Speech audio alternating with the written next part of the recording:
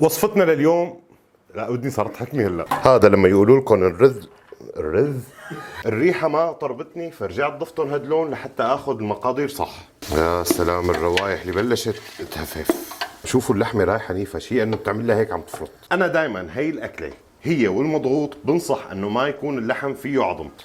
وصفتنا لليوم وصفه من ألذ الوصفات اللي ممكن تجربوها. وصفتنا لليوم هي الدفين. تفضلوا معي لحتى نشوف كيف تنعمل.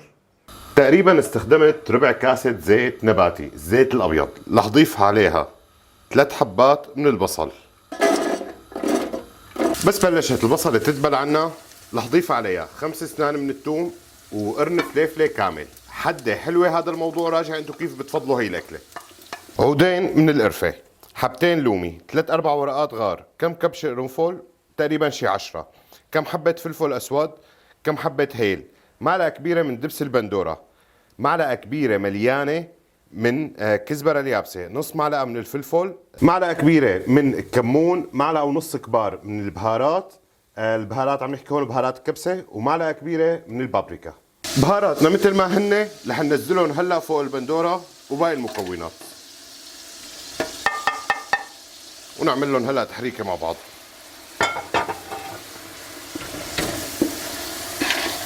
انا رجعت ضفت معلقه من الكمون صغيره ومعلقه كبيره من بهارات الكبسه. الريحه ما طربتني، فرجعت ضفتهم هدلون لحتى اخذ المقادير صح. اليوم شغلنا باللحم. انا دائما هي الاكله هي والمضغوط بنصح انه ما يكون اللحم فيه عظم. بالنهايه اللحم لما كتير يستوي ممكن تلاقوا شقف عظم فيه. بعدت عن العظم واخذت اليوم اشتغلت شغلي كله بالموزات، فبنصحكم انا لهي الاكله بالموزات. عندي الموزات رح نزلها فوق البهارات تبعنا ورح بلش حركهم مع بعض. مثل العاده انا اللحمه بجيبه دائما قبل نهار من الطبخه اللي بده يطبخها، بحطه بالفريزر وبعد هيك بنزله من الفريزر قبل بوقت وبعدين فورا على الطبخ. عم بنسأل بلال مو قليل الزيت تبعها او ما بدها دسم من هي الاكله؟ لا يا جماعه ابدا، هي الاكله ما بدها، هي الاكله بتسحب كل شيء دسم باللحم، فلهيك ما بنحط شيء زياده على المقادير اللي حكيت لكم اياها، وبتاخذوا النكهه والدسامه اللي بدكم اياها بالضبط. 10 دقائق هو الوقت اللي احتجته لحتى اقلي اللحمه مع الصوص اللي اشتغلناه. هلا رح اضيف المي السخنه رح اضيفها عليهم، وهلا رح نعمل لهم تحريكه مع بعض، وبعد هيك رح نسكر الطنجره بنايلو كثير منيح وبعدين بالغطا تبعها. هي النايلون فوق الطنجره صار، وهلا الغطا فوقيهم ورح اترك لحتى يستوي اللحم. تقريبا رح تاكل معي شي ساعه ونص ساعتين. بسم الله الرحمن الرحيم. واه الريحه بتاخذ العقل، والله الريحه بتاخذ العقل يا جماعه. بسم الله. هذا النايلون ما عندنا شغل فيه هلا. الله الله يا سلام، شوفوا اللحمه رايحه نيفه، شيء انه بتعمل لها هيك عم تفرط.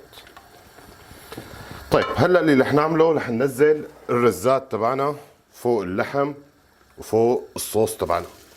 يا رب ها. ما رح نقول انه رح نحرك تحريك، بس مجرد انه نوزع الرز بالطنجره بشكل جيد. شايفين تقريبا سنتي ونص فوقيها.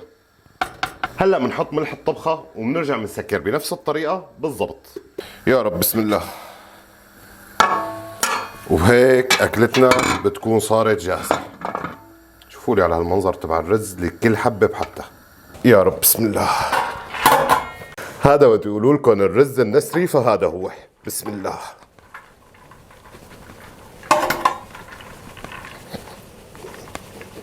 مثل ما شفتوا هي كانت التفاصيل كامله لطبقنا لليوم. بتمنى تجربوها وتعطوني رايكم فيها. صحتين والف هنا. سلام.